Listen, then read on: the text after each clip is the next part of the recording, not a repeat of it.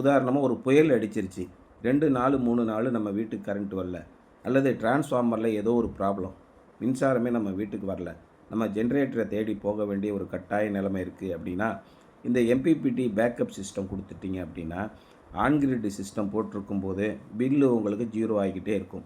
On grid system failure ஆகும்போது ஆட்டோமேட்டிக்காக இந்த ஆஃப் கிரிட் சிஸ்டம் மூலிமா உங்கள் வீடு முழுமைக்கும் சோலார் உற்பத்தி ஆகிக்கிட்டே இருக்கும், எந்த குறையும் இருக்காது.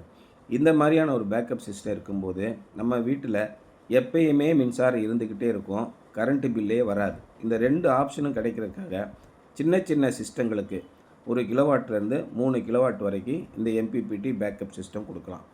5 கிலோவாட்டு, 7 கிலோவாட்டு, 10 கிலோவாட் இந்த மாதிரி நீங்கள் போகும்போது ஹைப்ரிட் சிஸ்டம்னே வந்துருச்சு.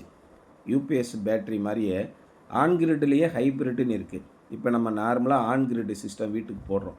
7 கிலோவாட்டு 10 கிலோவாட் என் வீட்டுக்கு போட போகிறேன் அப்படின்னா, அதிலேயே பேட்டரி கனெக்ட் பண்ணுற மாதிரி ஆன் கிரிட் சிஸ்டம் வந்துருச்சு. அதை தான் ஹைப்ரிட் சிஸ்டம்னு சொல்கிறோம். அதில் லித்தியம் பேட்டரி நீங்கள் கனெக்ட் பண்ணும்போது 10 ஆண்டுகள் ரீப்ளேஸ்மெண்ட்டோடு வரக்கூடிய பேட்டரி வருது. நம்ம வீட்டில் ஏசியிலேருந்து எல்லாத்தையுமே கரண்ட்டு இல்லாத நேரத்துலையும் ஓட்டலாம். நம்ம வீட்டில் ஃபுல் கரண்ட் இருக்கும், அதே நேரத்தில் கரண்ட்டு பில்லே வராது.